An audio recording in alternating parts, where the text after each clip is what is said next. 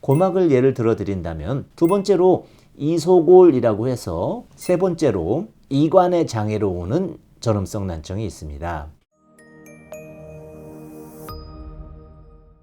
안녕하십니까. 수원 보성한 의원 이만희 원장입니다. 저희 마네TV에서 브레인 케어 시리즈 주제로 난청을 진행하고 있는데요. 귀 먹먹하다 하는 느낌과 난청이 같은 것인지 질문하시는 분이 많이 계셨습니다. 먹먹하다라는 느낌은 저주파의 음이 들어오지 못할 때 느끼는 반응입니다. 고주파성 난청일 경우에는 먹먹하다라는 느낌보다는 발음을 못 알아듣는, 그냥 말귀를 못 알아듣는, 고주파는 진동수가 빠르기 때문에 진동수가 느린 저주파형이 아니기 때문에 먹먹하다고 호소를 잘 안 하십니다. 그런데 저주파성 난청으로 오시는 분과 실제 난청이 아닌데 먹먹한 분을 구분해야 됩니다. 지난 시간에 가는 길 먹는다와 지금 말씀드린 저주파성 난청은 모두 달팽이관의 문제로 발생하는 난청이고요.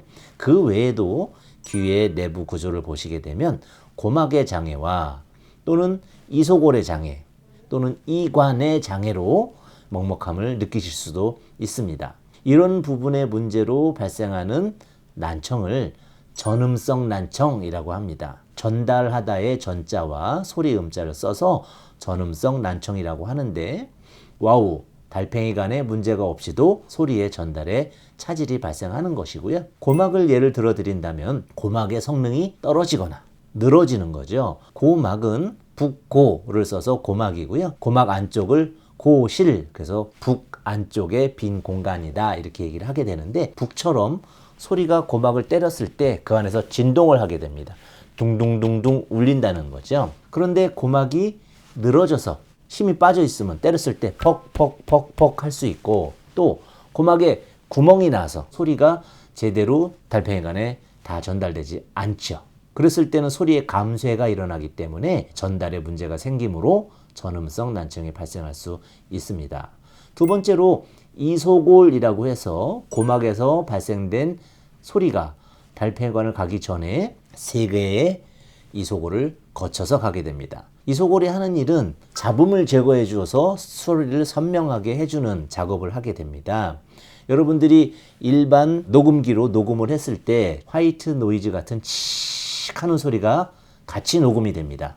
그 소리를 제거하고 온전한 소리만 달팽이관 안에 전달해주는 첨단 장치가 사람 몸에 존재하는데 그것이 이소골입니다.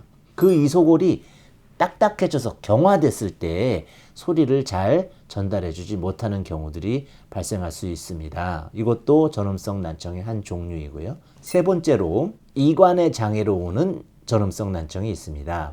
이관이란 고실, 북의 압력이 일반 북처럼 항상 일정하게 밀폐되어 있는 것이 아니고 외부 소음과 기압에 의해서 바람이 빠져나갔다 들어나갔다 할 수 있거든요. 그래서 그 고실의 압력을 맞춰주기 위해서 인두부, 목젖 쪽으로 연결되어 있는 관이 있습니다. 그 유스타키오관의 경화에 의해서 뻣뻣해지거나 그거를 감싸주고 있는 근육에 힘이 빠지면서 늘어지거나 해서 개방되어 있을 때는 소리가 새나가게 됩니다.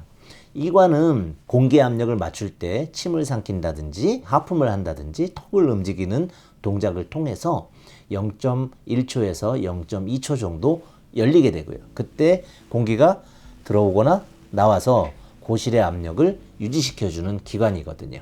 근데 그 부위가 열려 있다 보니 소리가 감쇄하게 됩니다. 이랬을 때도 먹먹함을 느끼게 되는 거죠. 그래서 달팽이관의 전형적인 난청 이외에도 먹먹함을 유발할 수 있는 여러 가지 질환이 있으므로 감별을 하셔서 치료하셨으면 좋겠습니다.